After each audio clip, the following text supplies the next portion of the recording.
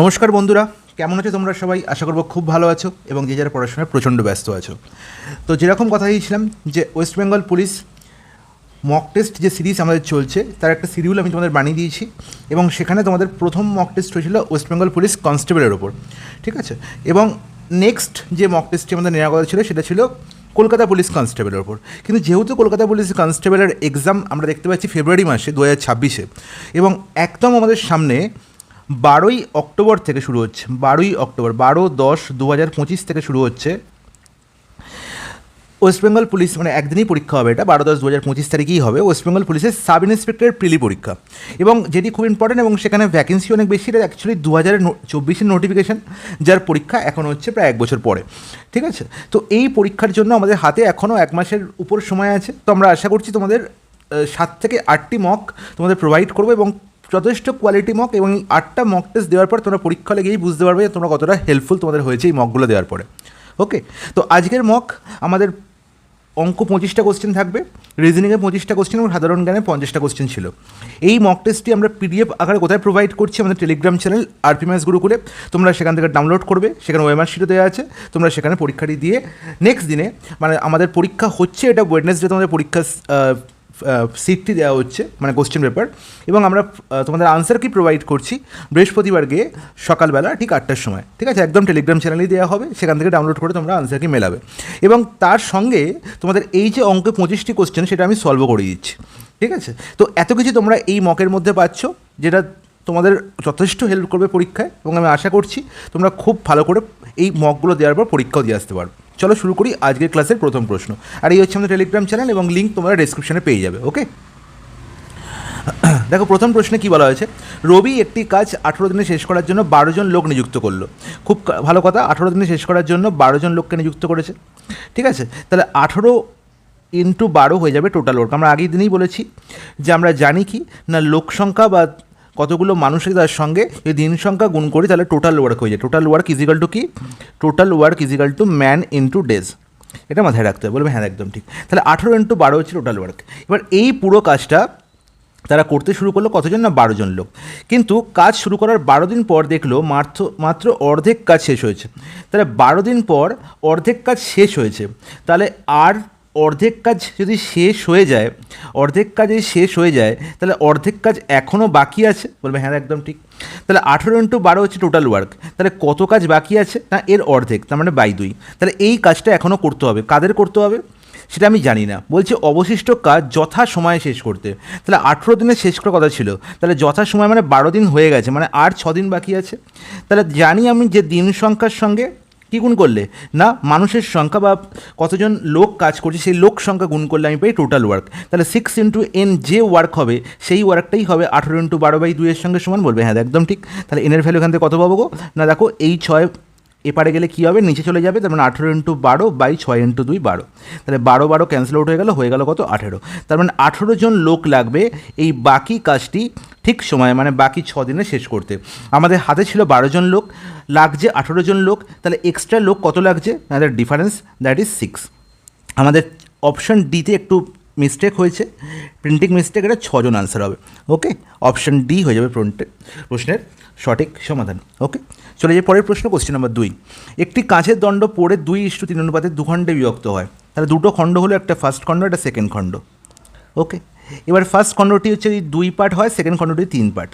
বলা হয়েছে পরে পুনরায় ছোটো খণ্ডটি পড়ে 4:5 অনুপাতে ভাগ হয়। তাহলে বুঝতে পারছি যেটা 2 পার্ট সেটাই হচ্ছে ছোটো এর মধ্যে, তাহলে এটা আবার পড়ে ভেঙে গেল এবং 4:5 অনুপাতে ভাগ হলো।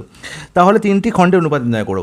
দেখো যখনই দেখবো যে একটা খণ্ড ভেঙে আরও দুটো অনুপাতে ভাগ হচ্ছে, তখন সেই খণ্ডটাকে কি করব? না সেই খণ্ডটাকে এই 4 আর 5-এর যোগফল কত? 9-এর গুণিতকে প্রকাশ করব। তাহলে দেখো 2-এর সঙ্গে কত গুণ করলে 9-এর কোনো গুণিতক হবে? আমি বুঝতে পারছি এর সঙ্গে 9 গুণ করে দিলেই 9-এর গুণিতক হয়ে যাবে। এর আগে তো কোনো গুণ, 9-এর বেশি গুণ করতে হবে, 9 অথবা 18 অথবা 36, আমি 9 গুণ করলাম।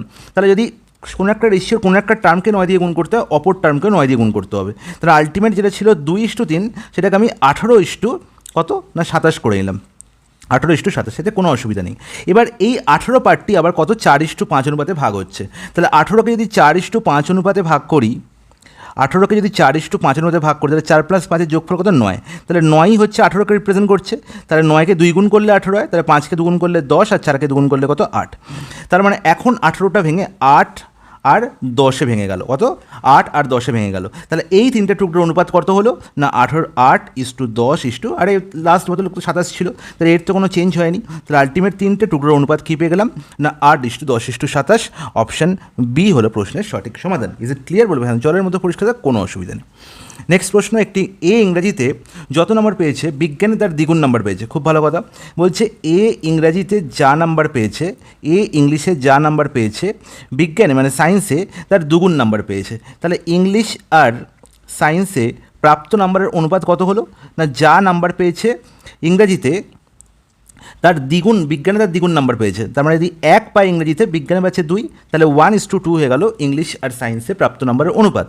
এবার বললো তার ইংরেজি বিজ্ঞান ও অঙ্কে মোট নাম্বার হচ্ছে 180। খুব ভালো কথা। যদি ইংরেজি ও অঙ্কে প্রাপ্ত নম্বরের অনুপাত 2:3 হয়, আবার দেখতে পাচ্ছি যে ইংলিশ আর ম্যাথ এদের অনুপাত বলা হয়েছে কত? না 2:3। তাহলে ঘটনাটা আমি আগের দিনই করেইছি এরকম কেস। তাহলে কি করব? তাহলে এখানে দেখতে পাচ্ছি 2 অনুপাতের মধ্যে কমন ভদ্রলোক হচ্ছে ই। তাহলে ইংলিশের সঙ্গে সায়েন্স আছে আর ইংলিশের সঙ্গে ম্যাথ আছে, তাহলে ম্যাথকে এপাশে লিখে নিই। ঠিক আছে, এই ম্যাথকে এপাশে লিখে নিই। তাহলে দেখতে পাচ্ছি নেক্সট অনুপাতে ইংলিশের সঙ্গে অঙ্ক দেওয়া আছে। তাহলে ইংলিশ যদি 2 হয়, বলছে অঙ্ক 3, তাহলে 3:2, অথবা এদিক থেকে দেখলে 2:3। তাহলে এবার ম্যাথ, ইংলিশ আর সায়েন্স বা অঙ্ক, ইংরাজি আর বিজ্ঞানের অনুপাত কত হবে? তাহলে আমি কী বলেছিলাম, যেখানে ফাঁকা আছে তার ঠিক আগের ঘরের নাম্বার বসিয়ে দাও। দেখো নিচের রেশিওতে কার ঘর ফাঁকা আছে? সায়েন্সের ঘরে কে বসবে? ঠিক তার আগের ঘরে যে বসে আছে 2, তার মানে 2 বসিয়ে দাও। সিমিলারলি উপরের রেশিওতে ম্যাথ, এই যে ঘরটি এটি ফাঁকা আছে, তাহলে এই ঘরে কে বসবে? এর পাশের ঘরে যে বসে তাকে বসিয়ে দাও, তার মানে 1। ব্যাস, এবার এদের গুণ করে দাও। 1 × 3 গুণ করলে 3, 1 × 2 গুণ করলে 2, আর 2 × 2 গুণ করলে 4 হয়ে গেল। ঠিক আছে, তাহলে ম্যাথ, ইংলিশ আর সায়েন্সে প্রাপ্ত নম্বর অনুপাত 3:2:4। এবার কি বলেছে? না টোটাল নাম্বার হচ্ছে 180। তাহলে এই রেশিও তিনটে টার্মের যোগফল কত? 4 আর 2 6 আর 3 9। তাহলে 9-এর ভ্যালু কত গো? 180। কত গুণ বাবা? 20 গুণ। নির্ণয় করতে হবে কি? বিজ্ঞানের প্রাপ্ত নাম্বার। বিজ্ঞানের ভ্যালু কত? এখানে 4। তাহলে 9কে 20 গুণ করলে 180 হবে, তাহলে 4কেও 20 গুণ করবো, করলে কত পাবো? 80। তাহলে বিজ্ঞানের প্রাপ্ত নাম্বার কত? 80 নম্বর সে বিজ্ঞানে পেয়েছে। অপশান ডি হয়ে যাবে প্রশ্নের সঠিক সমাধান। Is it clear? বলবেন জলের মতো পরিষ্কার, কোনো অসুবিধা নেই। রঘুনাথ 25 টাকায় 20টি ডিম ক্রয় করে। খুব ভালো কথা। তাহলে এখানে দুটো জিনিস আছে, একটা হচ্ছে কোয়ান্টিটি আর একটা হচ্ছে তার প্রাইস। এবার ক্রয় করছে মানে কি? Cost price. হ্যাঁ কি না? বলবেন হ্যাঁ, একদম ঠিক। দেখো রঘুনাথ 25 টাকায় 20টা ডিম ক্রয় করছে, তাহলে 20টা ডিম সে এখানে ক্রয় করলো। ঠিক আছে, কত টাকা দাম নিল সে? 25 টাকা। 25 টাকা সে দিয়ে এলো। 20 টাকায় 12টা ডিম বিক্রি করলো। তাহলে এবার সেলিং প্রাইসের গল্প আসছে। তাহলে আমি এটাকে কস্ট প্রাইস আর সেলিং প্রাইস না লিখে আমি প্রাইসই লিখি। প্রাইস লিখে বুঝে যাব যে আলটিমেট এ হচ্ছে সিপি। এবার দেখো যখন বিক্রি করছে সে 20 টাকায় 12টা ডিম বিক্রি করছে, তাহলে এটা হচ্ছে কি? Selling price. নির্ণয় করতে হবে কি? যে 50 টাকা লাভ করতে কতগুলো ডিম ক্রয় বিক্রয় করতে হবে। ওকে, যখন এই ধরনের প্রশ্ন আসবে সবসময় মনে রাখবো যে কোয়ান্টিটিকে সেম করব। তাহলে 20 আর এখানে দেখতে পাচ্ছি 12, তাহলে এদের সেম করা মানে কি? এদের এলসিএম বা লসাগু নির্ণয় করা। তাহলে 20 আর 12-এর এলসিএম কত? 360। এটা বাচ্চারাও জানে যে 20 12-এর এলসিএম কত? 60। 20 3 60, 20 12 5 60। তাহলে 20কে 60 করতে গেলে আমায় 3 দিয়ে গুণ করতে হবে। তাহলে প্রাইসকেও 3 দিয়ে গুণ করতে হবে, হ্যাঁ কি না? সিমিলারলি 12কে 60 করতে গেলে 5 দিয়ে গুণ করতে হবে, তাহলে প্রাইসকেও 5 দিয়ে গুণ করতে হবে। বলবে হ্যাঁ একদম ঠিক। তাহলে হয়ে গেল এখানে যে 60টা ডিম সে কিনেছিল কত টাকায়? না 75 টাকায়। 60টা ডিম সে বিক্রি করছে এখন কত টাকায়? না 100 টাকায়। তাহলে তার এখন লাভ কত হচ্ছে? আমরা জানি এসপি মাইনাস সিপি, সেটাই তো কত? প্রফিট। তাহলে প্রফিট কত হচ্ছে তার? না 100 - 75, অ্যান্ড দ্যাট ইজ 25। তাহলে 25 যখন তার প্রফিট হচ্ছে সে বিক্রি করছে কটা? না 60টা ডিম। তাহলে তাকে যদি 50 টাকা লাভ করতে হয়, তাহলে 50 টাকা লাভ করতে গেলে তাকে কতগুলো ডিম বিক্রি করতে হবে? তাহলে অবশ্যই দেখতে পাচ্ছি এখানে প্রফিট দুগুণ হচ্ছে, তাহলে কোয়ান্টিটিও দুগুণ হবে। তাহলে 60-এর দুগুণ মানে 120। 120টা ডিম বিক্রি করলে সে 50 টাকা লাভ করতে পারবে। নেক্সট প্রশ্ন, কোশ্চেন নাম্বার 5। কলকাতা থেকে পাঁশকুড়ার বাস ভাড়া ও ট্রেন ভাড়ার যথাক্রমে 2 টাকা ও 3 টাকা। খুব ভালো কথা। তাহলে কলকাতা থেকে পাঁশকুড়া যাচ্ছি, বা একবার বাসে যাচ্ছি আর একবার ট্রেনে যাচ্ছি। খুব ভালো করে বুঝবে এই প্রশ্নটা। এই প্রশ্নের মধ্যে একটা বিশাল বড় টুইস্ট আছে। বলছে বাস ভাড়া ট্রেন ভাড়া হচ্ছে 2 টাকা হচ্ছে বাস ভাড়া, 3 টাকা হচ্ছে আমার ট্রেন ভাড়া। খুব ভালো কথা। যদি ট্রেন ভাড়া 20%, বাস ভাড়া 10% বৃদ্ধি পায়, খুব ভালো করে বুঝবে আগে কার কথা বলা হয়েছে, ট্রেন ভাড়ার কথা। ঠিক আছে, কখনোই কিন্তু এই ধরনের প্রশ্নে যে ভুলটা হয় সেটা হচ্ছে এখানে প্রথমে বলা হয়েছে বাস ভাড়া 2 টাকা, তুমি কী করলে 2 টাকাটা 20% বৃদ্ধি পেয়েছে করে গেলে, তাহলে এটা কিন্তু একদমই না। আমরা দেখতে পাবো যে নেক্সট যে গল্পটায় কোন ভাড়াটার আগের কথা বলা হয়েছে, আগে ট্রেন ভাড়ার গল্প বলা হয়েছে। ট্রেন ভাড়া 20% বৃদ্ধি পেয়েছে। আচ্ছা বলো তো আমাকে, যে 20% যদি বৃদ্ধি পায় তাহলে পার্সেন্টেজ হিসেবে বৃদ্ধি পেয়ে কত হয়েছে? মনে রাখবো 20% বৃদ্ধি পাচ্ছে, এর মানে বেড়ে হচ্ছে 120%। হ্যাঁ কি না বলবে? একদম ঠিক। সিমিলারলি বাস ভাড়া 10% বৃদ্ধি পাচ্ছে, তাহলে বেড়ে কত হচ্ছে না 110% পার্সেন্টেজ হিসাবে। Is it clear? বলবে একদম ঠিক। তাহলে এবার নির্ণয় করতে হবে তাহলে ট্রেন ও বাসের বর্ধিত ভাড়া অনুপাত। তাহলে দেখতে পাচ্ছি ট্রেন ভাড়া 120% হয়েছে, তাহলে ট্রেন ভাড়া 120% মানে ছিল 3, এর 120% আর 3 ইন্টু 120। আর বাস ভাড়া 110% হয়েছে, তার মানে 2 ইন্টু 110। এবার তুমি বলে দাদা এখানে পার্সেন্টেজ চিহ্ন দিলেন না। বাবা পার্সেন্টেজ মানে কি, যখনই পার্সেন্টেজ চিহ্ন তুলবো তখনই কি নিচে একটা করে 100 হবে না? তাই তো, যখনই পার্সেন্টেজ চিহ্ন তুলবো তখন মানে কি না 1/100 দিয়ে গুণ বা 100 দিয়ে ভাগ। তাহলে আমি যদি এদিকেও 100 দিয়ে ভাগ করি তাহলে এদিকেও 100 দিয়ে ভাগ হবে, কারণ এখানেও পার্সেন্টেজ চিহ্ন ছিল। আর যখনই রেশিও লিখবো তখন এই দেখো 100 কী হবে, ক্যান্সেল আউট হয়ে যাবে। তাই এটা লিখে সময় নষ্ট করার আর কোনো দরকার নেই, এটা লিখে সময় নষ্ট করার আর কোনো প্রয়োজন নেই। Okay guys? বলবে হ্যাঁ একদম দাদা ঠিক, কোনো অসুবিধা নেই, আপনি খুব ভালো কথা বলেছেন, এটা আমাদের শিক্ষা হলো একটা। তাহলে এই 0 এবার ক্যান্সেল আউট করে দাও। তাহলে আলটিমেট দেখো 2 এখানে 12-র সঙ্গে ক্যান্সেল আউট হচ্ছে 6, তার মানে 11:18 হয়ে গেল আমার বর্তমানে বাস এবং ট্রেন ভাড়ার অনুপাত। এবার দেখবে যে লাস্ট ফাইনাল রেশিওতে কার রেশিও চেয়েছে, তাহলে ট্রেন ও বাসের বর্ধিত ভাড়ার অনুপাত। ট্রেনের সঙ্গে বাস, বাসের সঙ্গে ট্রেন 11:18, তাহলে ট্রেনের সঙ্গে বাসের রেশিও কত না 18:11। এটা মাথায় থাকে জানো। তাহলে অবশ্যই এই প্রশ্নের মধ্যে অনেক জায়গায় ভুল করার সম্ভাবনা আছে, এবং ভুল করেও যেটা আনসার হবে সেটাও এখানে 4টে অপশন আমার দেওয়া আছে। তাই খুব ভালো করে দেখে তারপরে কিন্তু এই প্রশ্নটার আনসার পরীক্ষা হলে করবে। ওকে, নেক্সট কোশ্চেন নাম্বার 6 কী বলা হয়েছে না, এক ব্যক্তি একই সুদের হারে 500 টাকা 4 বছর ও 600 টাকা 3 বছরের জন্য ব্যাংকে জমা রাখে। নির্ধারিত সময় শেষে উভয়ের টাকা থেকে মোট সুদ হয় 190 টাকা। তাহলে বার্ষিক সুদের হার কত? তাহলে আমরা জানি যে সিম্পল ইন্টারেস্ট সমান কী হয় গো না, সিম্পল ইন্টারেস্ট সমান হচ্ছে P into R/100 into T। এটা সবাই জানে। দেখো এখানে সুদের হার আমরা নির্ণয় করতে ধরে নিলাম সুদের হার হচ্ছে R%। ঠিক আছে, পি বলা হয়েছে কত 500 টাকা প্রথমে, তাহলে একটি ব্যাংকে প্রথমে 500 টাকা রাখা হলো 4 বছরের জন্য, যেখানে R% সুদ দিচ্ছে। তাহলে সেখান থেকে আমি এসআই কত পাবো? তুমি দাদা পি হচ্ছে 500, R% মানে R/100, আর টি হচ্ছে কত 4। তাহলে দেখো এই 100-এ দুটো শূন্য, এই 500 দুটো শূন্যকে ক্যান্সেল আউট করবে না? বলবে হ্যাঁ একদম ঠিক। তাই এই কাজটা তোমরা এখানেই বুঝে যাবে যে R%কে যখনই আমি রিমুভ করব তখনই কি হবে না এই মূলধন থেকে দুটো শূন্য কী হবে, অমিট হয়ে যাবে। তাহলে কত হলো আমার টোটাল এখান থেকে সিম্পল ইন্টারেস্ট? নিয়ে 5 ইন্টু 4 ইন্টু R মানে হচ্ছে 20R। ইটস নট ইট? বলবে একদম ঠিক। তাহলে যখন 600 টাকা 3 বছরের জন্য রাখবো সেই ব্যাংকেই R% সুদে, তাহলে কত টাকা সেখান থেকে ইন্টারেস্ট পাবো? 600 থেকে দুটো শূন্য ক্যান্সেল আউট করে দিন, 6 আর 3 গুণ করলে 18, তার সঙ্গে R গুণ করলে 18R। তাহলে টোটাল এখান থেকে 18R ইন্টারেস্ট পেলাম। তাহলে টোটাল কত ইন্টারেস্ট পেলাম?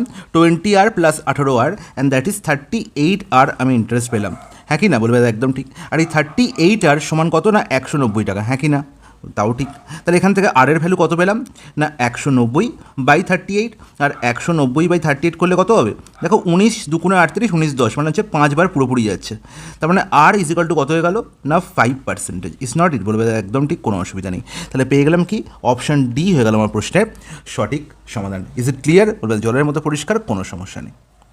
নেক্সট প্রশ্ন চলে যাই, কোশ্চেন নাম্বার 7। একটি নির্বাচনী কেন্দ্রে 20% ভোটার ভোটদানে বিরত ছিল। সবসময় মনে রাখবে ভোটের অঙ্কের নেগেটিভকে বাদ দিয়ে পজিটিভ নিয়ে কাজ করবো। নেগেটিভকে বাদ দিয়ে মানে কি, দেখি ভোটদানে বিরত ছিল মানে ভোট দেয়নি। তাহলে 20% যদি না দিয়ে থাকে তাহলে 80% ভোট দিয়েছে। হ্যাঁ কি না? বলবে একদম ঠিক। তাহলে টোটাল ভোটার বা মোট ভোটার যদি আমি দেখি 100 হয়, তাহলে ভোট দিয়েছে কতজন?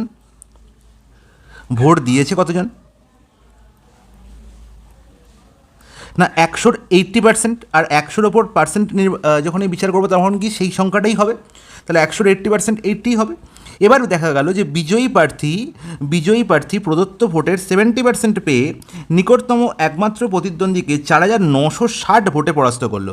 এই সংখ্যাটার উপর ভালো করে ফোকাস করো। এই সংখ্যাটা কি বলছে না, এই সংখ্যাটা হচ্ছে 4960, যেটা হচ্ছে বিজয়ী প্রার্থী কত বেশি পেয়েছে যে হেরে গেছে তার থেকে, তাই তো? এত ভোটে পরাজিত করা, এর মানে যে উইনার আর যে লুজার তাদের মধ্যে ভোটের ডিফারেন্স হচ্ছে 4960। বলবে দাদা একদম ঠিক, এতে কোনো অসুবিধা নেই। দেখো প্রদত্ত ভোটের এই যে প্রদত্ত ভোট দিয়েছে মানে কি প্রদত্ত ভোট, এই প্রদত্ত ভোটের 70% কে পেয়েছে, উইনার পেয়েছে। তাহলে 70% যদি এ পায়, তার মানে অবভিয়াসলি বাকি পড়ে থাকে 30%, সেটা পেয়েছে লুজার। আর তারই ডিফারেন্স কত, 4960 না? বলবে একদম ঠিক। আর 70% আর 30%-এর ডিফারেন্স কত? বলবে দাদা 40%। তাহলে 40% ইজ ইকাল টু কত, 4960। দাদা 40% অফ কি, কার 40%? না প্রদত্ত ভোটের 40%, তার মানে 80 এর 40%। তাহলে 80 এর 40%, 80 এর 40% হচ্ছে কত, 80 এর 40% কত না 4960 সঙ্গে সমান। আচ্ছা দাদা 80 এর 40% কত হবে? 8 4 32, 0 0 এই পার্সেন্টকে ক্যান্সেল আউট করবে। তার মানে 32-এর ভ্যালু বলা হয়েছে কত, 4960।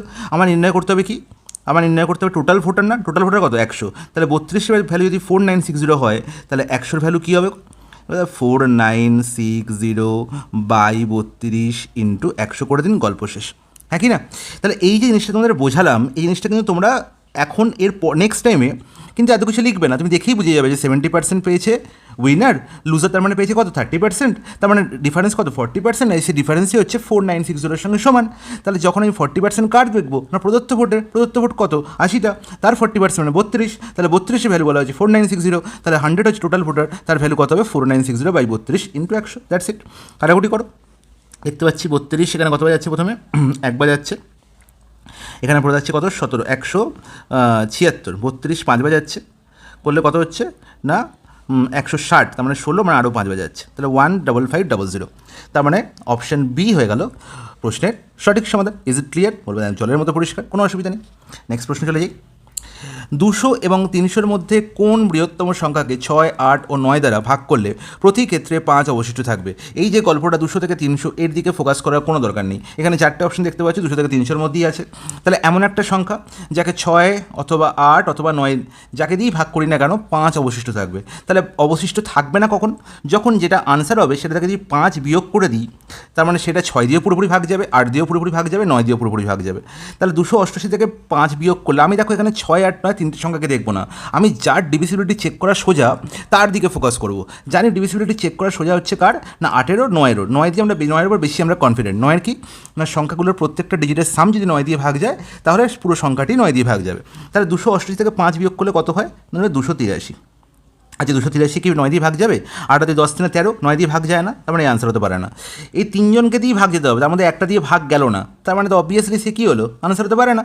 তাহলে 283 থেকে 5 বিয়োগ করলে সে 9 দিয়ে কি ভাগ যায়, 283 থেকে 5 বিয়োগ, তার মানে কত, 278 না? বলবে হ্যাঁ একদম ঠিক, তাই তো। তাহলে 7 আর 2 9, এখানে 9 তো আবার ভাগ চলে গেলো, বড় থাকে 8, 8 কি ভাগ যায়, ভাগ যায় না, তার মানে বিও আনসার হতে পারে না।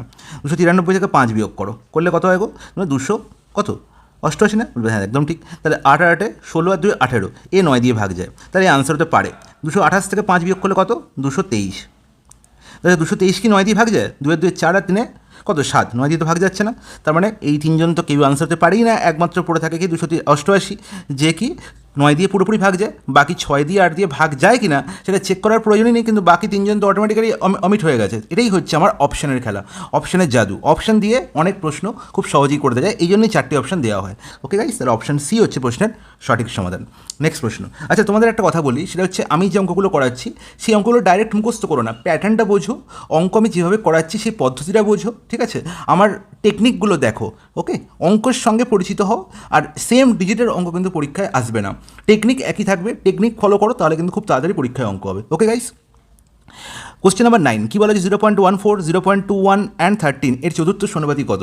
তাহলে আমরা জানি চতুর্থ সমানুপাতি মানে হচ্ছে এ আর বি এর মধ্যে রেশিও, যদি সি আর ডি এর মধ্যে তাই রেশিও হয়, তাহলে এদের আমরা বলে থাকি এটা পরস্পরের সমানুপাতিক। এটাই হচ্ছে সমানুপাতিক চিহ্ন, হ্যাঁ কি না? এখানে একে বলবো প্রথম সমানুপাতি, বি হচ্ছে দ্বিতীয় সমানুপাতি, সি তৃতীয়, আর ডি হচ্ছে চতুর্থ। মনে রাখবো যে চতুর্থ সমানুপাতি কী করে বার করা হয়। দেখো এর প্রত্যেকটার হচ্ছে আমি কি জানি না, ডাইরেক্ট ফর্মুলা জানি, কিন্তু ফর্মুলা মনে রাখার দরকার নেই। মনে রাখবো এই ধারের দুটোর গুণফল যা, আর মধ্যখানের দুটোর গুণফল তাই, তার মানে বি আর সি এর গুণফল যা, এ আর ডি এর গুণফল তাই। Is it clear? তাহলে যদি এটা হয় তাহলে চতুর্থ সমানুপাতি কে, ডি তো, তাহলে ডি এর ভ্যালু কী হলো না বি ইন্টু সি বাই এ, তার মানে মাঝের দুয়ের গুণফল, আর যাকে বাদ দিয়েছি সেটাকে না প্রথম সমানুপাতি তাকে দিয়ে ভাগ। তাহলে বি ইন্টু সি বাই এ, তার মানে হচ্ছে 0.21 আর 13কে গুণ করবো আর 0.14 দিয়ে ভাগ করবো। তাহলে 0.21 ইন্টু 13 বাই 0.14, তাই 0 পয়েন্ট এখানেও 0 পয়েন্ট এখানেও ক্যান্সেল আউট হয়ে গেল। তাহলে 7 দিয়ে কাটাকুটি যাচ্ছে, 7 3 21, 7 2 14, 3 তেরো 39/2, 39/2 করলে কত হচ্ছে না 19.5 দাদা, 19.5 হচ্ছে correct answer, option A. Next question number 10, তো এই প্রশ্ন প্যাটার্ন আমি আগেও করেছি। কী করবো, লাস্ট থেকে শুরু করবো। রুট 361 কত হবে দাদা, 361 হচ্ছে কি কার স্কোয়ার, 19 স্কোয়ার, তাহলে তার আন্ডার রুট করলে 19, তাহলে মধ্যেখানে মাইনাস আছে মানে 215 থেকে 19 বিয়োগ করে দাও, 215 থেকে 19 বিয়োগ করা মানে কত 196, তার আন্ডার রুট করলে কত 14 কী করবে 50-এর সঙ্গে যোগ করবে, তাহলে কত হবে 64 আন্ডার রুট করলে কত 8 কার সঙ্গে যোগ হবে 248-এর সঙ্গে, 248-এর সঙ্গে 8 যোগ করলে কত 256, আর তার আন্ডার রুট করলে কত হবে 16 হবে, তখন অপশন বি হয়ে গেল প্রশ্ন সঠিক আনসার, দ্যাটস ইট।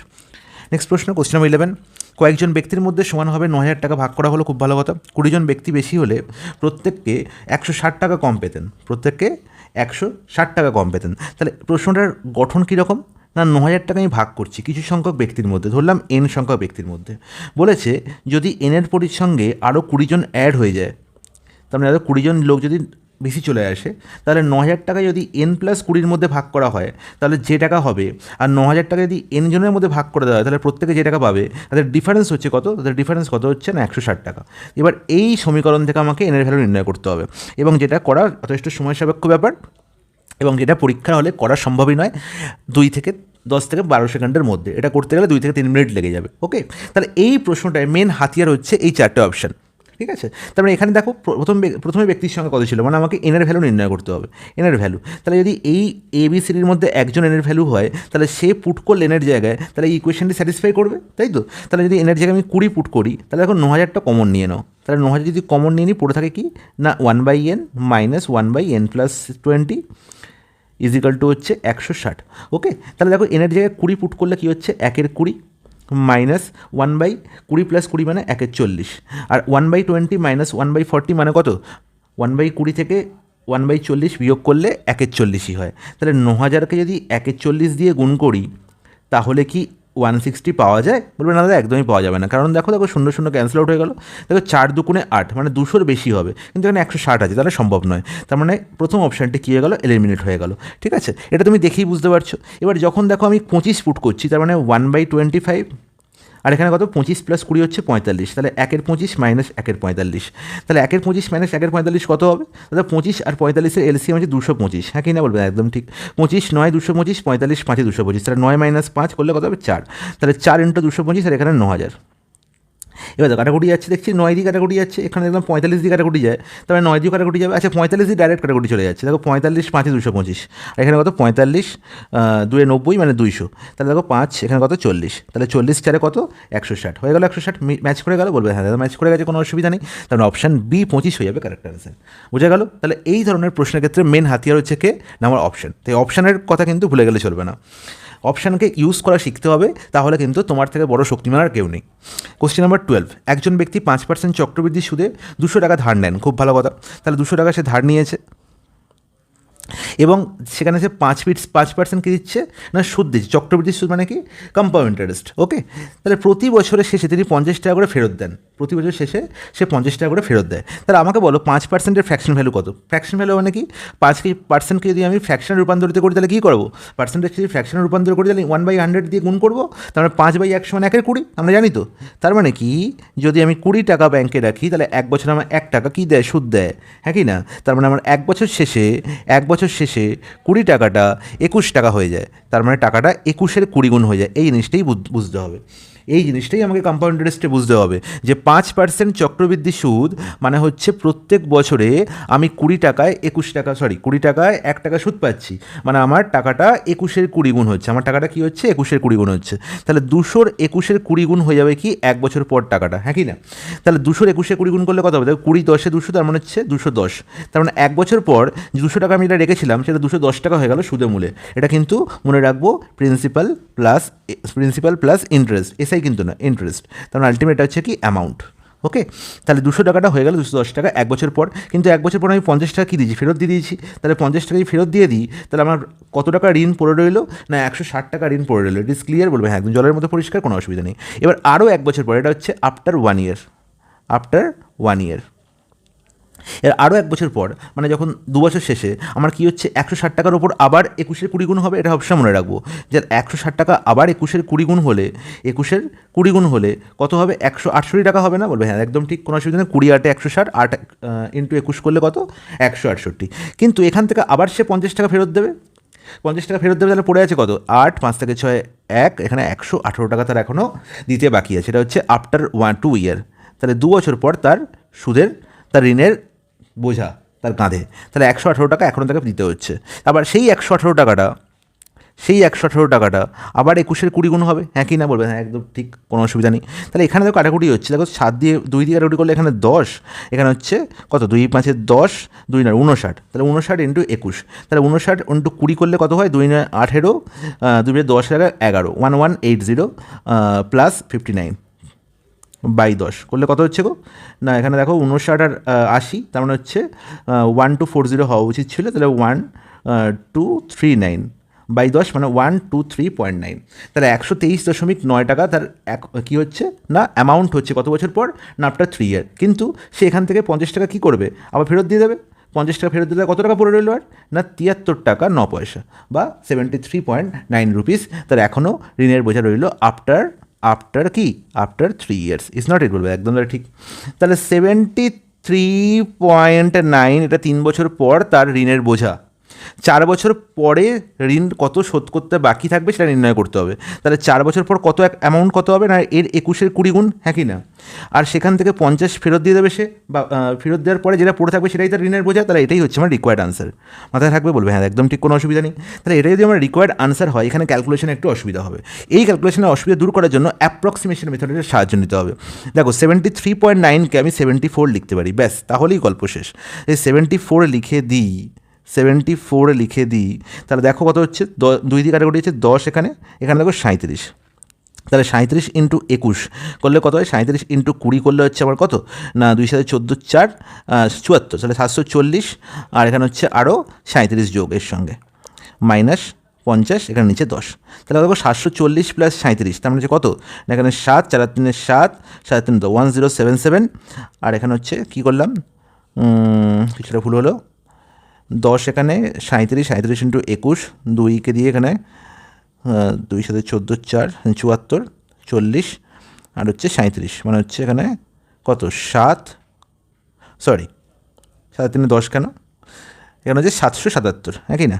তাহলে 777 মানে 77.7 মাইনাস 50 করলে কত হবে? 27.7 না? বলবে হ্যাঁ একদম ঠিক। তাহলে 27.7 হয়েছে। আমি এটা 73.9কে 74 ধরার ফলে মানে 0.1-এর জন্য আমি 27.7 পেয়েছি। তাহলে 27.7 থেকে একটু কম, লেস দ্যান 27.7, 27.7 থেকে একটু কম একমাত্র আনসার যে 27.59। ঠিক আছে, এইভাবে অ্যাপ্রক্সিমেশন মেথড দিয়ে এই প্রশ্নের সমাধান খুব সহজে করা সম্ভব। না হলে কিন্তু ক্যালকুলেশনে তোমার কী হবে? প্রবলেম হবে। Is it clear? বলবে হ্যাঁ জলের মতো পরিষ্কার, কোনো অসুবিধা নেই। নেক্সট প্রশ্ন, কোশ্চেন নাম্বার 13। কী বলা হয়েছে? শিলা স্বাভাবিক গতিবেগের 3/14 ভাগ গতিবেগে হেঁটে একটি নির্দিষ্ট দূরত্ব অতিক্রম করে। আচ্ছা, এই কথাটার মানে কি? যে স্বাভাবিক গতিবেগের 13/14 ভাগ গতিতে, এর মানে হচ্ছে যদি স্বাভাবিক গতিবেগ 14 হয় তাহলে সে 13 গতিবেগে একটি নির্দিষ্ট দূরত্ব অতিক্রম করেছে। তাহলে এই 13/14 এর মধ্যে সবসময় মনে রাখবে নিচে যে বসে থাকবে সে হচ্ছে ইউজুয়াল বা স্বাভাবিক, আর 13 হচ্ছে যেটা বর্তমানে সে নিচ্ছে অ্যাট প্রেজেন্ট। ঠিক আছে, অ্যাট প্রেজেন্ট বর্তমানে সে যে স্পিডে যাচ্ছে। ঠিক আছে, তার মানে 14 স্পিডে যাওয়ার কথা ছিল, সে 13 স্পিডে গেছে। তাহলে এখানে আমি কী পেয়েছি? স্পিড রেশিও পেয়েছি। স্পিড রেশিও কত? না 13:14। তাহলে সবসময় মনে রাখবো পরে যে থাকবে সে হচ্ছে স্বাভাবিক, এ হচ্ছে ইউজুয়াল, আর এ হচ্ছে অ্যাট প্রেজেন্ট। ঠিক আছে, 14 তার যাওয়ার কথা ছিল, সে 13-এ গেছে। সবসময় মনে রাখবো ডিস্টেন্স কনস্ট্যান্ট থাকলে স্পিড রেশিওর সঙ্গে টাইম রেশিও সবসময় কী হয়? ইনভার্স হয়। তার মানে যদি 13:14 তার স্পিড রেশিও হয় তাহলে টাইম রেশিও হবে 14:13। তার মানে কি? তার 13 ইউনিট টাইম লাগার কথা ছিল, তার লাগছে 14 ইউনিট টাইম। তার মানে টাইম বেশি লাগছে অবশ্যই, কারণ স্পিড যদি কমে যায় তাহলে তো টাইম বেশি লাগবে, এটা স্বাভাবিক ব্যাপার। এবং সেটাই প্রশ্নে বলা হয়েছে যে স্বাভাবিক সময়ের চেয়ে 4 মিনিট বেশি সময় নেয়। তাহলে দেখো এখানে 13 ইউনিট টাইম লাগছিল, 14 লাগছে এখন, তার মানে 1 ইউনিট বেশি লাগছে। আর এই 1 ইউনিটের ভ্যালু বলা হয়েছে কত? 8 মিনিট, 4 মিনিট না 8 মিনিট। ওকে 8 মিনিট। আমায় নির্ণয় করতে হবে কি না স্বাভাবিক সময়টি নির্ণয়করণ। তাহলে সবসময় মনে হচ্ছি যে পরের যে ব্যক্তি যে হরে বসে থাকবে যে কি হবে না অ্যান্টিসিডেন্ট যে পরের রেশিওর পরের টার্ম সেকেন্ড টার্ম সেই সবসময় স্বাভাবিক। এই যে ইউজুয়ালের ঘরে কে আছে টাইমে কে আছে 13, তাহলে 1 ইউনিটের ভ্যালু যদি 8 মিনিট হয় তাহলে 13 ইউনিটের ভ্যালু কত হবে, তাহলে 8 × 13 করলে কত হয় 104 মিনিট। তাহলে ইউজুয়াল টাইম হচ্ছে 104 মিনিট, কিন্তু টাইম লেগেছে কত না 104 + 8 তার মানে হচ্ছে 112 মিনিট টাইম লেগেছে। এটা মাথায় রাখ বলবো। এটা তাহলে দুটো জিনিসই যাইতে পারে যে ইউজুয়াল টাইম কত আর বর্তমানে কত টাইম লেগেছে। তার স্বাভাবিক কত সময় যাওয়ার কথা ছিল আর এখন কত টাইম লাগছে। স্বাভাবিক টাইম হচ্ছে 104 মিনিট, এখন লাগছে 112 মিনিট। Is it clear? বলবে হ্যাঁ, জলের মধ্যে পরিষ্কার, কোনো অসুবিধা নেই। নেক্সট প্রশ্ন, 32 জন ছাত্রের একটি দলের গড় ওজন হলো 18.5 কেজি। খুব ভালো কথা। তাহলে 32 জন আমার টোটাল এখানে কি আছে না নাম্বার অফ পিপল আছে। ওকে, তাদের গড় ওজন বলা হয়েছে কত না গড় ওয়েট বলা হয়েছে, অ্যাভারেজ ওয়েট কত বলা হয়েছে না 18.5 কেজি। অ্যাভারেজ মানে আমি কী বলেছি না প্রত্যেকের ওয়েট আমি ধরতে পারি 18.5। 4 জন ছাত্র দল ত্যাগ করে চলে গেল। 4 জন কী হলো ছাত্র দল ত্যাগ করে চলে গেল। ওকে, তাহলে 4 জন চলে গেলে গড় কী বলেছে না 15.5 কেজিতে নেমে আসে। তাহলে এই যে 4 চলে গেল তার মানে রইল কত 28 জন, তাদের গড় কত হলো না 15.5। তো সবসময় মনে রাখবো যে যখন কোনো একটা নির্দিষ্ট সংখ্যক ব্যক্তিদের মধ্যে থেকে কিছুজন ছেড়ে চলে যাবে এবং চলে যাওয়ার ফলে যদি গড় কমে যায় তাহলে যারা চলে গেছে তারা অবশ্যই আগে যে গড় ছিল তার থেকে বেশি নিয়ে চলে গেছে। ঠিক আছে, তার মানে কত নিয়ে চলে গেছে, যদি এদের প্রত্যেকে যারা চলে গেছে তাদের প্রত্যেকের গড় ওজন যদি 18.5 হতো তাহলে এদের গড় কোনো চেঞ্জ হতো না। মানে 32 জনের ছিল 18.5, 4 জন 18.5 কেজির গড়ের লোক চলে গেলে 28 জনেরও 18.5ই থাকতো, কিন্তু না 15.5 হয়ে গেছে। তার মানে 18.5 তো নিয়ে গেছেই, প্লাস আরও এক্সট্রা কিছু নিয়ে গেছে। কত এক্সট্রা নিয়ে গেছে, তাহলে 15.5 হয়ে গেছে, ছিল 18.5। তাহলে ডিফারেন্স কত, 15.5 আর 18.5-এর ডিফারেন্স কত, তাহলে 18.5 আর 15.5-এর ডিফারেন্স হচ্ছে 3। তাহলে 3 একজন 3 কি নিয়ে গেছে এক্সট্রা নিয়ে গেছে। আর মনে রাখবো যেটা এক্সট্রা নিয়ে যাবে সেই এক্সট্রা জিনিসটা সবসময় কি বাকিদের মধ্যে সমানভাবে ভাগ হয়। তাহলে পড়ে আছে আর 28 জন, এই 28 জনের মধ্যে সমানভাবে ভাগ করে দিলে টোটাল কত নিয়ে গেছে পেয়ে যাব। তাহলে 28 × 3 এই 4 জন নিয়ে চলে গেছে। তাহলে 28 × 3 মানে কত, প্রত্যেকে কত করে নিয়ে গেছে, 4 দিয়ে ভাগ, তাহলে 4 সাথে 28, তার মানে কি 7 × 3 = 21। তাহলে 21 কেজি এক্সট্রা নিয়ে গেছে, তার সঙ্গে 18.5 তো নিয়ে গেছেই। তাহলে 18.5 + 21 মানে 39.5 ছিল এই 4 জনের গড় ওজন। Option A is the correct answer. I think it's clear to each and everyone. যদি ক্লিয়ার না হয় আরও একবার বলি দেখো। তাহলে আমি কি বললাম, প্রথমে 32 জন ছিল যাদের গড় ওজন হচ্ছে কত, যাদের গড় ওজন হচ্ছে 18.5। ওকে, এবার বললো যে এদের মধ্যে থেকে 4 জন চলে গেল, এই 4 জনের গড় ওয়েট অ্যাভারেজ ওয়েট আমার নির্ণয় করতে হবে। ঠিক আছে, এবার এই 4 জনের গড় ওয়েট যদি 18.5 হতো তাহলে কি হতো না এই বাকি 28 জনেরও গড় ওয়েট 18.5ই হতো, বাকি 28 জনেরও গড় ওয়েট 18.5 হতো, কিন্তু না তা হয়নি। তাদের গড় ওয়েট কত হয়ে গেছে না 15.5 হয়ে গেছে, মানে কমে গেছে। তার মানে এই 4 জনের প্রত্যেকে 18.5 তো নিয়ে গেছেই, প্লাস এক্সট্রা আরও কিছু নিয়ে গেছে। সেই এক্সট্রা আরও কিছু কী নিয়ে গেছে না তারা মোট কত নিয়েছে সেটাকে ভাবতে হবে। মোট যেটা নিয়ে গেছে সেটা হচ্ছে এই ডেফিসিটটা। দেখো 18.5 থেকে 15.5 হয়েছে, মানে ডেফিসিট কত 3। এই 3 একজনের কাছ থেকে ডেফিসিট, তাহলে 28 জনের টোটাল ডেফিসিট কত না × 28। তাহলে এই যে টোটাল জিনিসটা নিয়ে গেছে, এই টোটাল জিনিসটা এক্সট্রা কে নিয়ে গেছে, 4 জন নিয়ে গেছে। তাহলে প্রত্যেকে এক্সট্রা কত নিয়ে গেছে, তাহলে 4, তার মানে প্রত্যেকে এক্সট্রা 21 নিয়ে গেছে। তাহলে 18.5 তো নিয়ে যাচ্ছেই, প্লাস এক্সট্রা আরও 21 নিয়ে যাচ্ছে, তাহলে টোটাল 39.5 প্রত্যেকে এক্সট্রা করে নিয়ে গেছে। তার মানে 4 জনের প্রত্যেকের গড় ওয়েট ছিল, প্রত্যেকের ওয়েট ছিল কত না 39.5 কেজি করে। তখন অপশন এ হবে প্রশ্নের সঠিক সমাধান। বোঝা গেছে আশা করি। এরপরে এই ধরনের প্রশ্নে আর কোনো সমস্যা হবে না। যদি টোটাল করে এই প্রশ্নের সমাধান করতে যাও তাহলে পরীক্ষায় ওখানেই হরিনাম করতে হবে। নেক্সট প্রশ্ন, 15 নম্বর প্রশ্ন, নিম্নলিখিত কোনটি শূন্যকে নির্দেশ করে না। আচ্ছা, সবসময় মনে রাখবে, সবসময় কি মনে রাখবো যে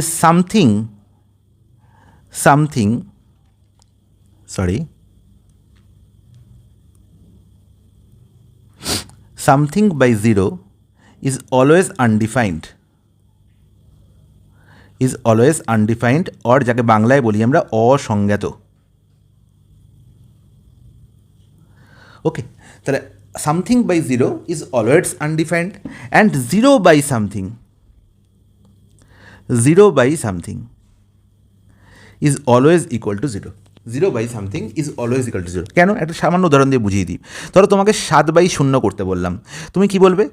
আমি 7কে 0 দিয়ে ভাগ করছি, আমি বললাম 0 1কে 0, 7 পড়ে রইলো, তারপর 0 2 0, 7 পড়ে রইলো, এরকম চলতে থাকবে। তুমি বললে এই ভাগফলটা, আমি বললাম কেন? তাহলে দেখো, তুমি দেখো এখানে 0 1-এ 0 না লিখে আমি 0 5-এও 0 লিখতে পারতাম, তারপরে 7 নামলো, আবার 0 7-এও 0 লিখতে পারতাম। তার মানে একটা পার্টিকুলার কোনো আমি ভাগফল পাচ্ছি না, তার মানে এর কোনো ডেফিনেশন গণিতশাস্ত্রে এখনও তৈরি হয়নি, তাই জন্য এর নাম দেওয়া হয়েছে কি?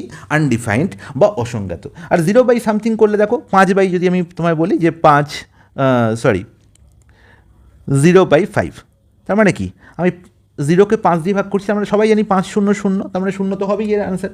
তাহলে always something 0 by something is always 0, and something by 0 is always undefined. তাহলে দেখো, আমি এখানে কোনটিকে 0 নির্দেশ করবো না, কোনটিকে 0 বলতে পারবো না, সেটা নির্ণয় করতে বলেছে। তাহলে আমি শিখেছি সামথিং বাই 0 আনডিফাইন্ড। তাহলে দেখো সামথিং বাই 0 2/0 আনডিফাইন্ড, তার মানে এটাই আমি কি বলবো? 0 বলতে পারবো না, এর ভ্যালু কী হবে? 0 হবে, তো আনডিফাইন হয়ে যাবে।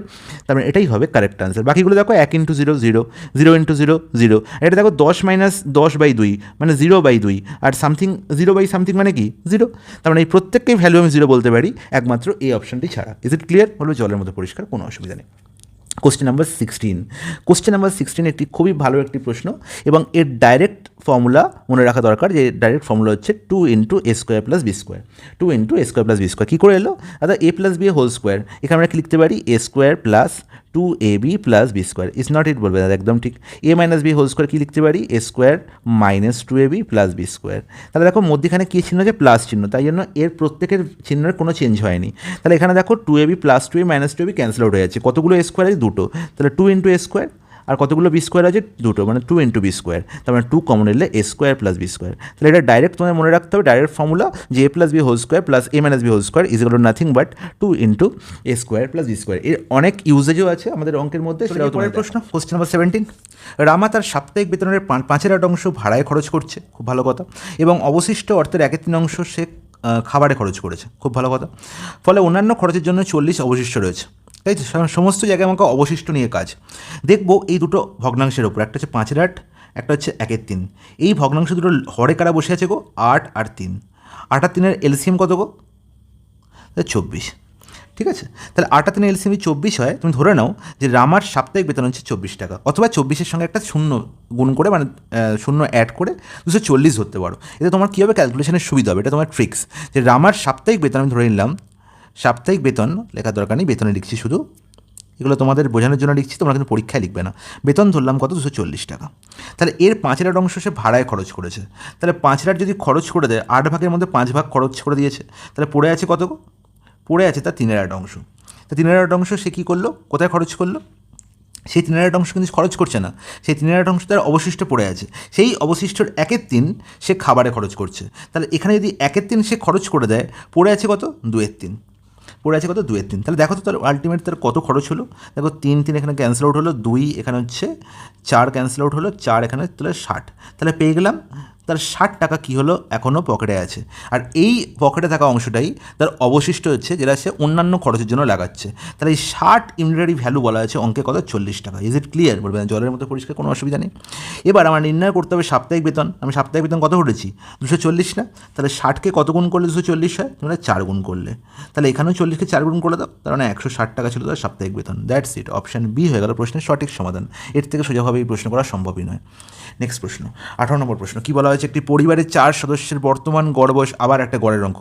গড়ের অঙ্ক তোমরা দুটো পাবেই পরীক্ষায়, ঠিক আছে? খুব ভালো করে এই ধরনের গড়ের অঙ্ক যেভাবে করাচ্ছি মাথায় ঢুকিয়ে নাও। একটি পরিবারের 4 সদস্যের বর্তমান গড় বয়স 27 বছর, খুব ভালো কথা। তাদের এক আত্মীয় যোগ দেওয়ার পর গড় বয়স 3 বছর বেড়ে যায়। তার মানে ছিল আগে 4 জন সদস্য, তাদের গড় ছিল কত? 27। ঠিক আছে, হয়ে গেছে একজন আত্মীয় তাদের অ্যাড, তাই তো? তাদের এক আত্মীয় যোগ দেওয়ায়, তাহলে মানে 4 + 1 হয়ে গেছে এখন 5 জন সদস্য। হয়ে যাওয়ায় কি হয়েছে না, গড় বয়স 3 বছর বেড়ে যায়। তাহলে গড় বয়স 3 বছর বেড়ে গেছে, খুব ভালো কথা। তার মানে 27 ছিল, এখন 3 হয়ে গেছে 30।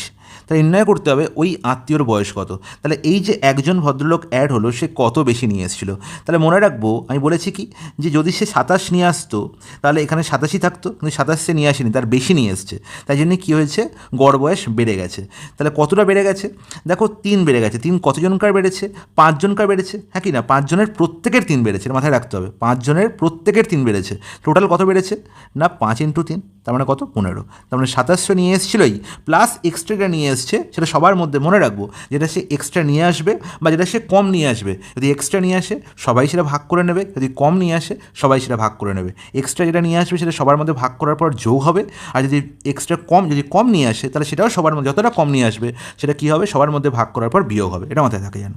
তাহলে 27 প্লাস 5 × 3 মানে 27 প্লাস 15 অ্যান্ড দ্যাট ইজ 42। তার মানে সেই আত্মীয়র বয়স কত 42 বছর। Is it clear? বলবে হ্যাঁ, জলের মতো পরিষ্কার, কোনো অসুবিধা নেই। নেক্সট প্রশ্ন চলে আসি। একটি বৃত্তের ক্ষেত্রফল 15400 বর্গ সেন্টিমিটার। আমাকে বলো বৃত্তের ক্ষেত্রফলের ফর্মুলা কী? বাচ্চারাও বলতে পারো পাই আর স্কোয়ার ইজ ইকাল টু 15400। আর 154 দেখতে পাচ্ছি, মানে কোনো অসুবিধাই নেই, পাইয়ের ভ্যালু বলা হয়েছে 22-এর সাথে ইউজ করো। তার মানে আর স্কোয়ারের ভ্যালু কত হলো 154, দুটো শূন্য ইন্টু পাই, এখানে 1/পাই মানে 22-এর সাথে উল্টে কী হবে 7/22। ইজ নট ইট? বলবে হ্যাঁ একদম ঠিক, কোনো অসুবিধা নেই। এবার দেখো 22 সাথে 154 না, তার মানে 7 × 7 × 100 মানে আলটিমেট কি লিখতে পারি 49 × 100। তাহলে আর এর ভ্যালু কত হলো না, আর এর ভ্যালু হয়ে গেলো এর রুট, আন্ডার রুট করলে কত হয় 49 আন্ডার রুট করলে 7 আর 100 আন্ডার রুট করলে 10 মানে 70। আর এর ভ্যালু পেয়ে গেলাম 70। নির্ণয় করতে হবে বৃত্তের ব্যাসার্ধ এবং পরিধির মধ্যে ধনাত্মক পার্থক্য। তাহলে দেখো ব্যাসার্ধ আর পরিধির মধ্যে বড় কে? অবশ্যই পরিধি বড়। তাহলে পরিধি আমরা জানি পরিধি হচ্ছে কত 2πr। বৃত্তের পরিধি কত না, পরিধি হচ্ছে 2πr। এটা হচ্ছে সেন্টার থেকে আমাদের পরিধির ওপর যে কোনো পয়েন্টের ডিস্টেন্সই হচ্ছে রেডিয়াস। আর এই পয়েন্ট থেকে ঘুরে এসে আবার ঘুরতে ঘুরতে যদি আমি এখানে চলে আসি তাহলে আমি কী করলাম না পুরো পরিধি করলাম, মানে 2πr ঘুরলাম। তাহলে 2πr আর আর এর মধ্যে ডিফারেন্স আমার নির্ণয় করতে হবে। তাহলে এদের মধ্যে থেকে আর কমন নিলে কী পড়ে থাকে 2π - 1। তাহলে দেখো 2π এর ভ্যালু কত না 2 × 22-এর সাথে, হ্যাঁ কি না বলবে দাদা একদম ঠিক -1। তার মানে 44/7 -1, তার মানে 44 - 7/7, আর 44 - 7 মানে কত 37/7। তাহলে আর এর ভ্যালু ছিল 70, তাহলে 70 × 37-এর 7, তাহলে 7 × 10 = 70, তার মানে আলটিমেট 370 হয়ে যাবে ডিফারেন্স। অপশান কি বি হয়ে যাবে প্রশ্নের সঠিক সমাধান। Is it clear? বলবেন জলের মতো পরিষ্কার, এতে সুযোগ করা সম্ভবই ছিল না। নেক্সট প্রশ্ন চলে আসি, কোশ্চেন নাম্বার 20। একটি মিশ্রণে দুধ ও জল 7:9 অনুপাতে রয়েছে, খুব ভালো কথা। তাহলে আমরা এখানে দেখতে পাচ্ছি মিল্ক আর ওয়াটারের গল্প, আবার সেই মিল্ক আর ওয়াটার। 7 ছিল মিল্ক আর 9 ছিল ওয়াটার। কিছু দুধ যোগ করার ফলে অনুপাতটি 11:9 হয়, 11:9 হয়। তাহলে আমি বলেছি যেটা যোগ করা হয়নি সেটা নিয়ে কাজ করতে হবে। যোগ করা হয়নি কে? ওয়াটার। তাহলে এখানেও ওয়াটার 9 ছিল, এখানেও ওয়াটার 9, তার মানে যোগ করা হয়নি, তাই এর ভ্যালু এখানে চেঞ্জ হয়নি। যদি ভ্যালু চেঞ্জ হয়ে যেত তাহলে আমাকে সমান করতে হতো, কিন্তু এখানে সমান আছে, তাই না আমার কোনো অসুবিধাই নেই। বলা হয়েছে যে 7 ইউনিট ছিল আগে মিল্ক, এখন হয়েছে 11 ইউনিট। কত ইউনিট যোগ হয়েছে গো? 4 ইউনিট অ্যাড হয়েছে মিল্ক, তাই তো 4 ইউনিট কী হয়েছে মিল্ক অ্যাড হয়েছে। তাহলে নির্ণয় করতে হবে প্রাথমিক মিশ্রণের শতকরা কত ভাগ দুধ যোগ করা হয়েছিল। প্রাথমিক মিশ্রণের তাহলে যার আগে এর লেগে আছে সে থাকবে নিচে। তাহলে কার আগে এর লেগে আছে না প্রাথমিক মিশ্রণের। তাহলে মিশ্রণ টোটাল কত ছিল? 7 ছিল মিল্ক, 9 ছিল ওয়াটার, তার মানে 7 + 9 16। তাহলে 16 টোটাল মিশ্রণ ছিল। সেই 16-র মধ্যে কতটা দুধ যোগ করা হয়েছে, তাই বলা হয়েছে তো যে প্রাথমিক মিশ্রণের শতকরা কত ভাগ দুধ যোগ করা হয়েছে। দুধ কত যোগ করা হয়েছে? 4 ইউনিট। তাহলে শতকরা কত × 100, তার মানে কত 4 4 × 16 25% হয়ে যাবে আমার correct answer. Is it clear? বলবে জলের মতো পরিষ্কার, কোনো অসুবিধা নেই। অপশন সি হয়ে গেল প্রশ্নের সঠিক আনসার। কোশ্চেন নাম্বার 21 কী বলা হয়েছে? একটি টাওয়ারের শীর্ষ থেকে একটি 10 মিটার উঁচু ভবনের শীর্ষের প্রতি অবনতি কোণ 60 ডিগ্রি। এর মানে হচ্ছে ধরো এইটা হচ্ছে আমার টাওয়ার, সাপোজ এই টাওয়ারের তলায় একটা ঘর আছে যার হাইট হচ্ছে কত না 10 মিটার, ঠিক আছে। এবার এই দুটো একই লাইনে অবস্থিত, একই স্ট্রেট লাইনে অবস্থিত, টাওয়ার এবং ঘর দুটো একই স্ট্রেট লাইনে অবস্থিত, মাথায় রাখতে হবে। বলা হচ্ছে টাওয়ার থেকে যদি আমি এই ভবনটির ছাদের দিকে তাকাই, ঠিক আছে, ভবনটির ছাদের দিকে তাকাই তাহলে একটি কোণ উৎপন্ন হয়, সেটা হচ্ছে অবনতি কোণ। এই অবনতি কোণটা সাধারণত এই স্ট্রেট লাইনের সঙ্গে প্যারালাল করে একটি স্ট্রেট লাইন টানা যায়, এবং এই স্ট্রেট লাইনের দিকে যদি আমার চোখ থাকে তাহলে এই স্ট্রেট লাইনটি এই কানেক্টিং লাইনের সঙ্গে যে কোণ তৈরি করে সেই কোণটাকেই বলা হয় অবনতি কোণ, এবং যার ভ্যালু বলা হয়েছে 60 ডিগ্রি। হাইট অ্যান্ড ডিসটেন্স তোমরা সবাই পড়েছো মাধ্যমিক লেভেলে, সেখানে এই জিনিসটার কনসেপ্ট ক্লিয়ার ছিল। যাদের কনসেপ্ট ক্লিয়ার নেই তারা আমার ট্রিগোনোমেট্রিস স্পেশাল একটি ভিডিও অলরেডি আসছে আমাদের আরপি ম্যাথস গুরুকুলের ইউটিউব চ্যানেলে, সেখানে তোমরা দেখে নিতে পারবে। ওকে, দেখো তাহলে এই কোণটি হচ্ছে অবনতি কোণ 60 ডিগ্রি। তাহলে এই 60 ডিগ্রির ভ্যালুকে আমরা ইউজ করবো কোথায়? দেখো ইউজ করবো আমরা এখানে, ইউজ করবো এখানে, খুব ভালো করে বুঝবে। দেখো তাহলে যদি এই কোণটা 60 ডিগ্রি হয়, তাহলে এই লাইনটার সঙ্গে মনে রাখবো, এই যে লাইনটা টানলাম এটা সবসময় প্যারালাল হবে, আর এই 60 ডিগ্রির সঙ্গে এই 60 ডিগ্রির সমান হবে, এটাও 60 ডিগ্রি হবে। এর কারণ হচ্ছে যদি দুটো স্ট্রেট লাইন প্যারালাল হয় এবং সেখানে একটি ভেদক থাকে, তাহলে এই কোণটির সঙ্গে এই কোণটির সমান হয়, এদের বলা হয় একান্তর কোণ। ওকে, তাহলে এখানেও দেখো এই স্ট্রেট লাইনটির সঙ্গে এই স্ট্রেট লাইনটি এবং এই স্ট্রেট লাইনটি তিনটি হচ্ছে প্যারালাল, এবং দেখো এখানে এই লাইনটা হচ্ছে ভেদক, এই লাইন এই পয়েন্টার কানেক্টিং যে লাইন, সেই লাইনটি কী হচ্ছে না ভেদক হিসেবে কাজ করছে। তার মানে এই কোণটির সঙ্গে অবশ্যই এই কোণটির সমান হবে, তার মানে এই কোণটির ভ্যালু 60 ডিগ্রি হলে এই কোণটির ভ্যালু 60 ডিগ্রি হবে। তাই ধরলাম এই পয়েন্টার হচ্ছে এ, এটা হচ্ছে সাপোজ বি এবং এটা হচ্ছে সাপোজ সি, আর এটার নাম দিলাম ডি, এটার নাম দিলাম ই। ওকে, তাহলে এ ডি হয়ে গেল কি টাওয়ার, আর সিই হয়ে গেল আমার কি ভবনটি, যার উচ্চতা বলা হয়েছে 10। বলা হয়েছে যদি টাওয়ার ও ভবনের দূরত্ব 50√3 হয়, তার মানে এই স্ট্রেট লাইনটি যেটা আমি ডিই বলছি তার ভ্যালু কত 50√3। তাই আমি দেখেছিলাম কি এর সঙ্গে বিসির প্যারালাল, আবার দেখো এডি আর সিও প্যারালাল, তার মানে অবভিয়াসলি বিসি কী হবে ডির সঙ্গে সমান, তার মানে এটাও 50√3। এবার দেখো একটা সুন্দর কনসেপ্ট বলি, এটা মাথায় রাখবে। যদি একটি রাইট অ্যাঙ্গেল ট্রায়াঙ্গেল দেওয়া থাকে, দেখো এখানে রাইট অ্যাঙ্গেল ট্রায়াঙ্গেল তৈরি হয়েছে কোনটা? এবিসি ট্রায়াঙ্গেলটি।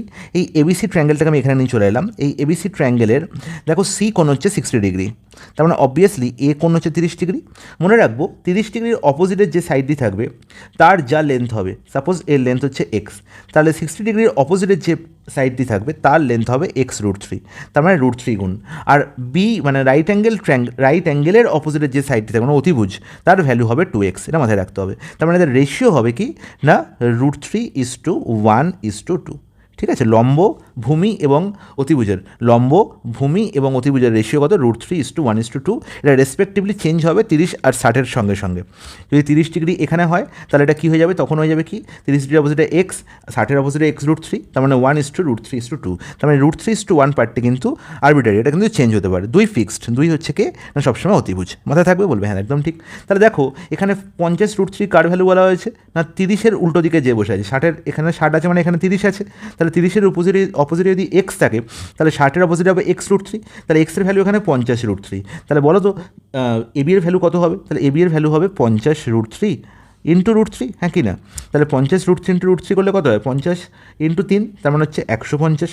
তাহলে এবি এর লেন্থ হয়ে গেলো 150। আর দেখো সি এর লেন্থ 10, তার মানে বিডির লেন্থ 10, তার মানে টোটাল এডি এর লেন্থ কত হয়ে গেল না দাদা? 150 + 10 অ্যান্ড দ্যাট ইজ 160 সেন্টিমিটার হয়ে গেল আমার, মিটার। 160 মিটার হয়ে গেল আমার কি 160 মিটার হয়ে গেল আমার কি না ওই টাওয়ারটির উচ্চতা। টাওয়ারের উচ্চতা কত? 160 মিটার। অপশন কোশ্চেন নাম্বার 22, একটা অসাধারণ নিয়ম তোমাদের দেখাবো, খুব ভালো করে বুঝবে। দেখো নিয়ম অনেক আছে, কিন্তু এই পার্টিকুলার প্রশ্নটা করতে গেলে অনেক সমস্যার সম্মুখীন হবে। নিয়ম কি বলে?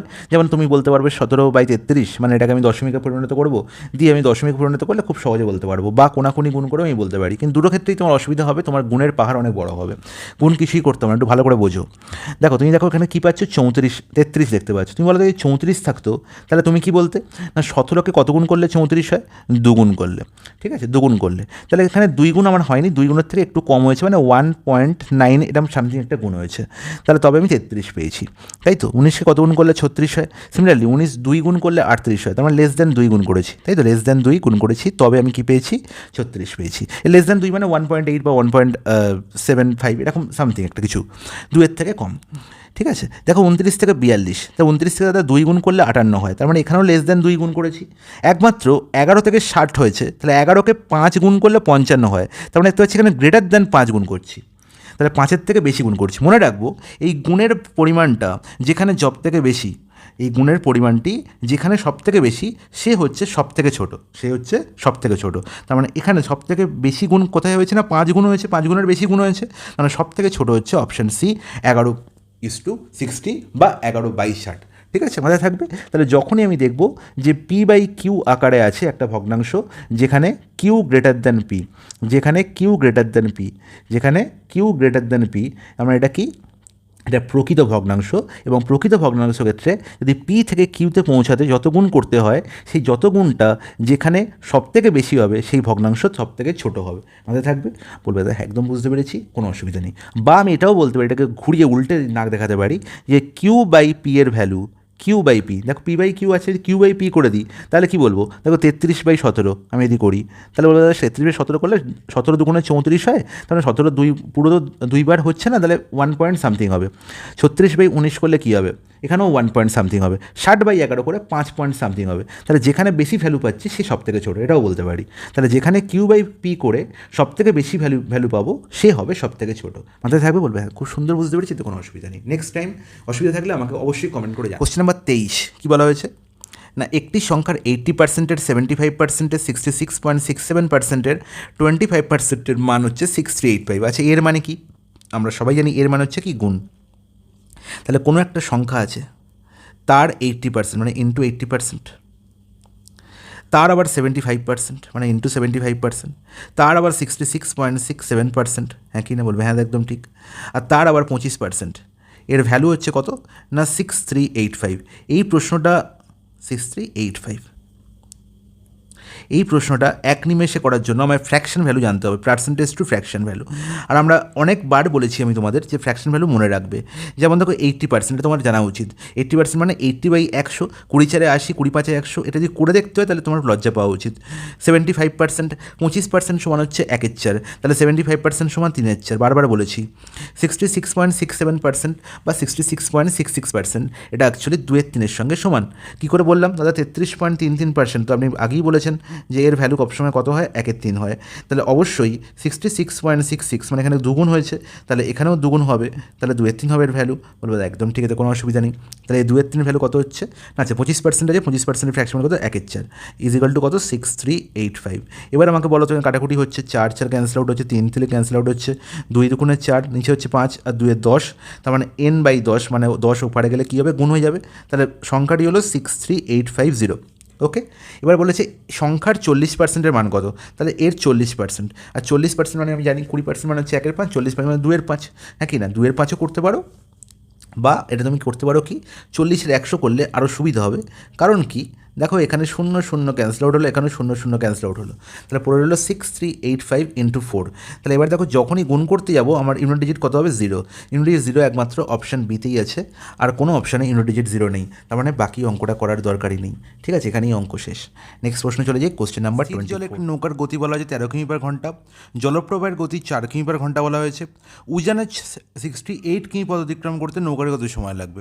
দেখো উজানে মানে মনে রাখতে হবে যে উজানে হচ্ছে, এটা হচ্ছে বাংলার মারপ্যাঁচ। উজান মানে মনে রাখবো কি, স্রোতের প্রতিকূল, স্রোতের প্রতিকূল, অথবা আমরা যেটা ইংলিশে বলে থাকি আপস্ট্রিম। এবার আপস্ট্রিমের স্পিড আমরা কী করে নির্ণয় করি না, নৌকার স্পিড থেকে কি জলপ্রবাহের স্পিড বিয়োগ করে, তার মানে 13 - 4 করে, তার মানে কত 9 কিমি/আওয়ার হয়ে যাবে আমার আপস্ট্রিমের স্পিড বা স্রোতের প্রতিকূল স্পিড বা উজানের স্পিড।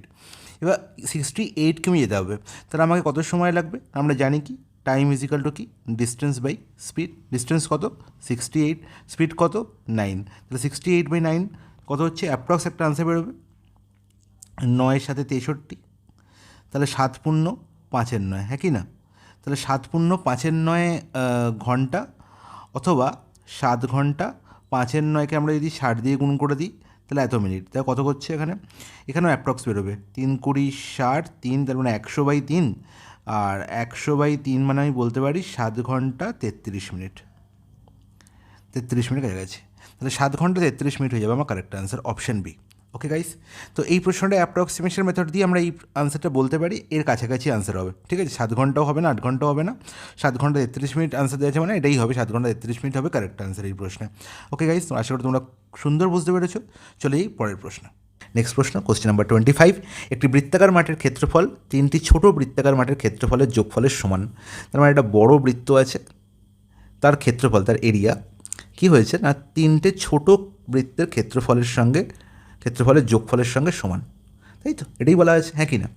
বলা হয়েছে, আমি ধরলাম যে এই বড় বৃত্তটির ক্ষেত্রফল হচ্ছে, যার ব্যাসার্ধ ধরলাম ছোট আর, স্মল আর, তাহলে ক্ষেত্রফল কত হবে πr²। ইজ নট ইট, বলবে একদম ঠিক। আর দেখো এই ছোটোগুলোর ব্যাসার্ধ বলা হয়েছে, দেখো তাদের ব্যাসার্ধ 8 মিটার, 9 মিটার আর 12 মিটার।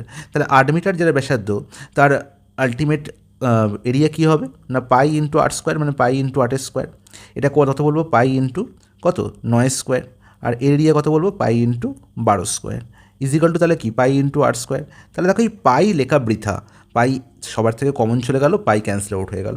তাহলে r² ইজিক্যাল টু কত হয়ে গেল না 8² প্লাস 9² প্লাস 12² 8² প্লাস 9² প্লাস 12²। যে জানে সে বলবে 8² plus 9² plus 12² equal to nothing but 17²। 8² 9 plus 9² plus 12² equal to কী হয় 17²। তাহলে r² যদি 17² সঙ্গে সমান হয় তাহলে r এর ভ্যালু কত হবে 17 হবে। তাহলে বড় বৃত্তটির বড় মাঠের ব্যাসার্ধ কত হলো 17 মিটার। অপশান ডি হয়ে গেল কারেক্ট অ্যান্সার। এ জানে না এটা, সে করে দেখবে 8² 64, 9² 81, 12² 144। তাহলে যোগ করলে কত হচ্ছে দেখো 4 আর 4 8 একে 9, এখানে হচ্ছে 14 8 22 আর 6 28, 289। তাহলে 289 আন্ডার রুট করলে কত হয় 17 হয়। তাহলে বলো খাটুনি আমাকে বেশি খাটতে হতো, যদি আমি এটা জানতাম তাহলে আমি এটা সেকেন্ডে বলতে পারতাম যে r² হচ্ছে 17²। ঠিক আছে, তাহলে এই স্পেশাল ইনফরমেশনগুলি তোমরা পাবে এই ক্লাসগুলো থেকে। ওকে গাইস, তাহলে 8² প্লাস 9² প্লাস 12² ইজিক্যাল টু কত হয় 17² হয়। Is it clear? বলো জলের মতো পরিষ্কার, কোনো অসুবিধা নেই দাদা। তাহলে আশা করবো 25টা প্রশ্নের সলিউশন তোমাদের প্রচণ্ড ভালো প্রশ্ন সমাধান হয়ে গেল। নেক্সট আপকামিং মক হচ্ছে আমাদের ওয়েস্ট বেঙ্গল পুলিশ কনস্টেবল 2025, সেই এক্সামকে টার্গেট করে মক 2 আনা হচ্ছে। না কবে না 30/8/2025 স্যাটারডে, আমি বলেছি স্যাটারডে হবে, এবং স্যাটারডে তোমাদের মক প্রোভাইড করে দেওয়া হবে। আর তোমরা সেই মকটি ডাউনলোড করতে হবে কোথা থেকে? আমাদের টেলিগ্রাম চ্যানেল থেকে। টেলিগ্রাম চ্যানেল আজকেই জয়েন করো, আর এই ভিডিওটিকে অনেক বেশি করে শেয়ার করো, তার সঙ্গে লাইক আর সাবস্ক্রাইব করতে তো একদম ভুলবে না। চলো টাটা।